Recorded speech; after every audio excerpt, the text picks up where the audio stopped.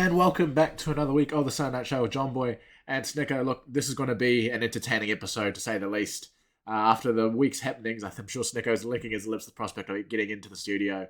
So we'll get to this recap quickly, because believe you me, this is not an episode you want to miss.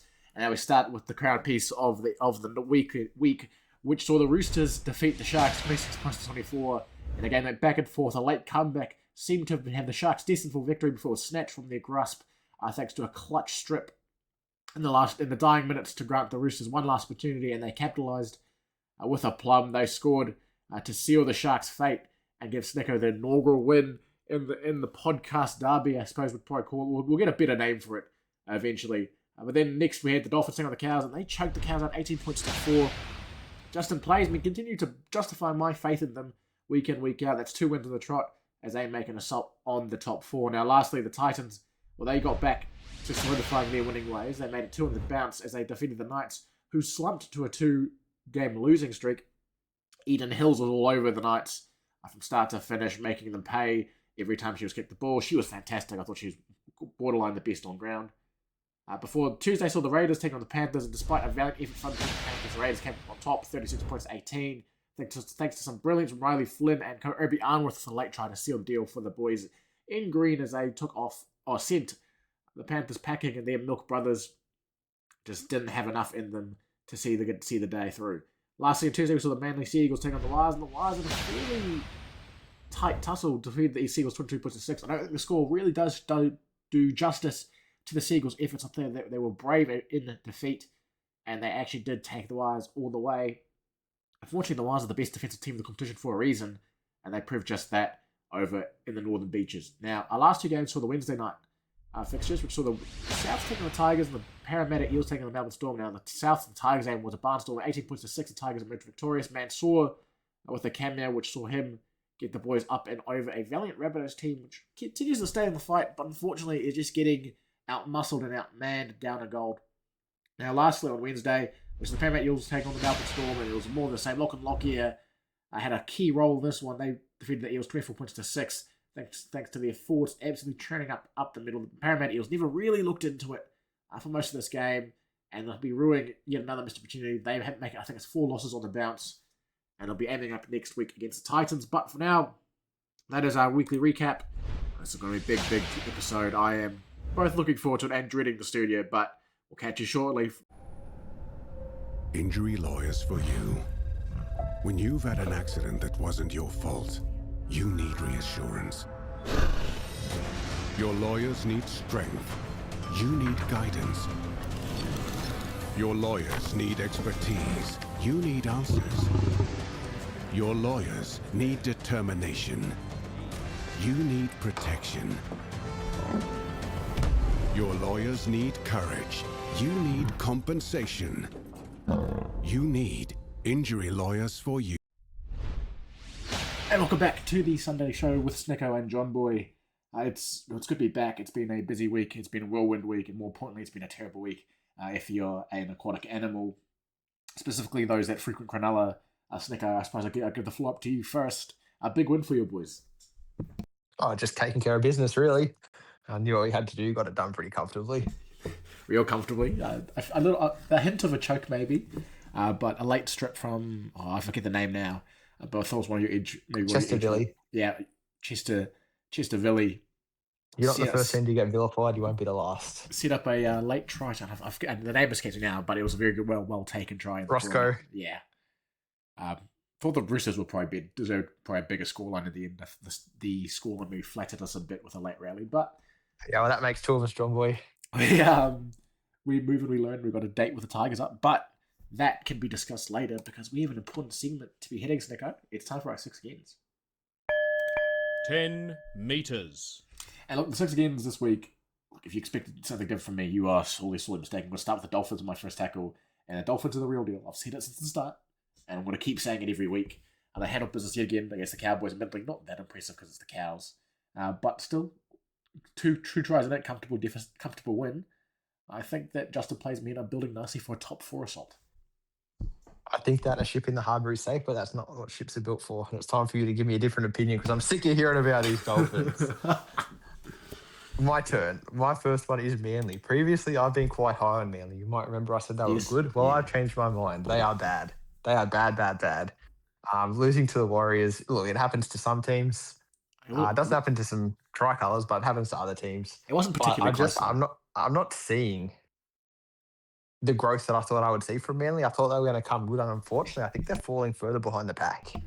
It's weird because their spreadsheet doesn't quite match the results. Like on paper, they should be very, very good. But Are you calling Manly a catfish? I'm calling them a paper sea eagle. But for the second tackle, for my third tackle, sorry, for the third tackle, the set and my second, the Rabbitohs winners incoming this week. I sense it. I believe that the Rabbitohs are going to knock off the Wires and secure a famous, Come on, man. a famous win for the Finn Manning Project's first of the season. I think that the Wires have shown themselves prone to ambushes. It's the Roosters and the Dolphins now have secured dubs over them, and I think that after a comfortable win of the Seagulls, they might get a little bit. Let's say, what's the word? There's a word for it that escapes me. Complacent? Complacent. That's the one. Thank you. Bonkers. And I disagree heavily. I think the complacency is going to play into a Finn Manning ambush. Yeah, look, we compared it to the Project Hail Mary or the Hail Mary Project, whichever way those words go, a while ago. I think they're at the part of the movie where he's like sitting in his room waiting for someone to tap on his window from another ship. And I think that the Warriors, that they're not going to be a friendly ship. Fair enough. What's your next? What's your last one? No, I asked your second one. Sorry. Oh, whoa. My second one is that the Storm, they're middling. They're not quite the top tier team that we thought at the start of the season. I know they just pumped the Eels, but as I correctly predicted a couple of weeks ago, they were a false economy and they have consequently crashed. But anyway, the Storm, they're sitting sort of in that 5th to 8th region. They seem to bounce up and down. They can't string too many wins together almost to really shoot to the top of the ladder. I think they're definitely finals bound, but they're definitely not the heavy hitter of the premiership that I thought they were at the start of the season. I back that. I think they've fallen below probably quite a few teams now. I think the Tigers probably are offering more than the Storm to me anyway at the moment. But that actually plays into one of my six agains, which are that the Tigers are not as good as Eric suggests. If you just take a look at the schedule, and look, Connor Post may take umbrage with this, but that's okay because Connor Post is illiterate. The Tigers have defeated the Seagulls, which is whatever. They beat the Bunnies, who lack a gold. They had a big win over the Pars a few weeks ago as well, I think. And even that, like, Have they beaten many top 8 teams? that's what I'm saying. I know they lost to us. Like, they beat the Eels, who were at the time 4th, but the Eels also are now 12th, and they only beat them at Golden Point. They beat the Dolphins by margin. That's fairly impressive. I think that's worthy of praise. But the Seagulls and the Bunnies, not really inspired by it. And also, they've got the bye as well, playing into their streak of 2-point. So do they still have to verse the Warriors, the Sharks this week, So the Sharks Dogs? this week. Yep. So this is where it comes to them. So they got The Raiders? play- Have they versed the Raiders yet? They beat them last week. Is that right? No, I'm just checking the schedule. They played the Raiders, but I think they lost to them earlier in the season. Yeah, but very interesting. I didn't realize how easy of a draw they've had Well, so they far. play the Things Sharks will get this very week. interesting. Us this week, Wires next week, and then the week after that, they play the Cows, which is whatever. And then it's the Storm after that. So this is where we'll probably see if they're, Yeah, time to separate the sheep paper from the tigers, goats, hey? pretty much. Speaking of, I think I've found a non-sheep. I'm not sure I'd call him a goat yet, but Jackson Curdy for the Warriors, isn't he putting together a season? And for a representative debut, I think I can see him falling into, should we go via State of Origin at the end of the season with our rep scene? I think he could be a shoo-in for a Queensland half spot, really. They lacked points last season. And if you look at his stats, they're phenomenal. I'm not sure when that happened, but they're really good. And yeah, I think that he could be rivaling Godwin for that title of, I wouldn't say undisputed because there's a few knocking about, but he's really slotting himself into that top echelon of halves in the SRL. No, I back that. He's been fantastic. I don't know what Queensland's distribution is like, but it must be pretty slim given the events of the beginning of the season. They'll be needing elite spine players if they want to avoid New South Wales absolutely walloping them this season. Well, we'll do it anyway. It doesn't matter who they pick. I suppose, though, that leads us to our favourite moment of the week, where we get to go back to the past and really, really take a look at what is to come. Snicko, I think it's time for your Greek Freak of the Week. Those who fail to learn from history are condemned to repeat it. Yeah, and speaking of condemning some people to history, I'm just going to preface this by saying I hope the Tigers put an absolute number on the Sharks this week. And for that reason, my Greek freak of the week is one, Jono Cashman. If you haven't heard of him, don't worry. I hadn't either until a couple of weeks ago. But he is a little hero in that Tigers team. He plays 40 minutes at hooker, comes back on a prop. And I think that since they switched him to hooker, Will Kay's gone to 5'8". They've really clicked. And so for that reason, have you heard of Diomedes, John Boy? No, I haven't. In the But Iliad? please enlighten me. Yeah, well, that's exactly right. He's not an Achilles. He's not a who's the title of that guy? Odysseus, whatever his Odysseus, name yeah. is. The guy who went on the big journey, but he goes along with him and he's very effective. He sort of works in the background. He gets things done. He might be overlooked next to like the big famous names, but when it counts, he delivers. And that's exactly what Jono Cashman's been doing for the last couple of weeks. And so I just thought I'd highlight, a bit of an unheralded superstar in this Tigers team. So Jono Cashman, you are now Greek, my son. That's still my favourite soundboard, by the way. Is the last Greek freak of the week one. It's hard to go past. The Tigers have looked good against bums, but they've looked good. It'll be interesting to see how valiant they are when we put 90 plus on them. But I suppose that'll move us into our preview, Snicko. And as always, I'll go through the week's games. I'll give my predictions. It was a tough night last Try week. and get some right this week, would you? Look, I got the Storm one right. I got not. See, I was under the impression that it was just the Israel bit. I thought was just going to be me predicting who was going to win. I didn't realize it was the exact margin. I just throw the margins out there for fun. But if it was just the margin, if it was just the predictions, I think I would have gone at least 3 or 4 right. Well, if some butts were candy and nuts, you'll have a happy Christmas. But that'll take us now to the round 10 games.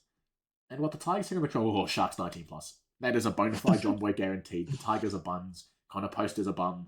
And I'm going to run past him for at least 200 meters. Give me 2 tries. And give me the Sharks. Those who fail to 44 learn from history are 46. condemned. I heard this list last week, John Boy. The Wilds take on the South. The Rabbitohs, we're Rabbitohs 1-8. Bunnies, I believe in Finn Manning. They have to win a game eventually, and I hope it's this week against the absolute overdog in Israel at the moment. The Cowboys take on the Manly Sea Eagles.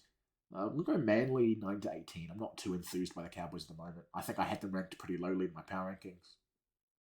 They released on Wednesday. I'm just not too convinced that Monkeys mean at the moment, to be completely honest. They had a big win over the Eels a couple weeks ago. Then they got choked out of the game against the Dolphins, just not seeing it. Storm against the Dolphins, it's probably the type of game the Dolphins win, to be honest. Go Dolphins 9-18.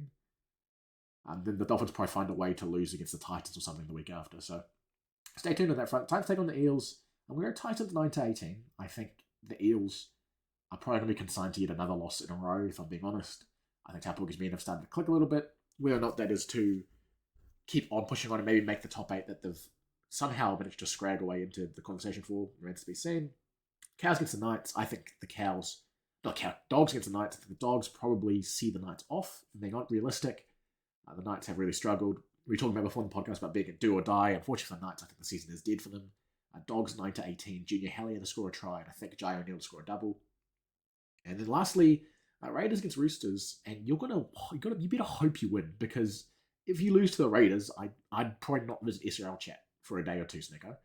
But give me the Roosters 1-8.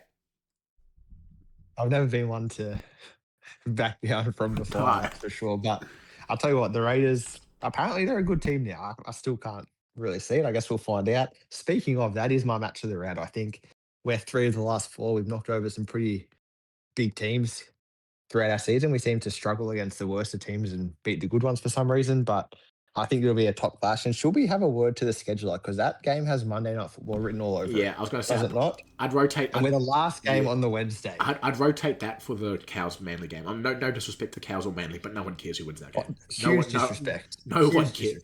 I'd probably, honestly, I might even rotate the Tigers Sharks game to the Wednesday. I don't know.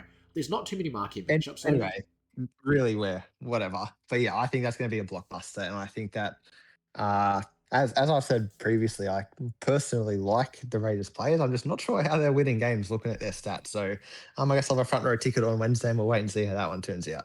Well, hopefully it's the Snicko show and not the Godwin show, because I can see some, let's say, energetic fan mail coming our way if you lose that one. But we'll have to wait and see. It proves to be an exciting week 10 for us coming up.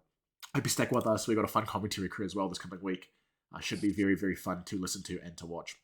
In the meantime, take care, brush your hair, and we'll see you in the next one. Mwah!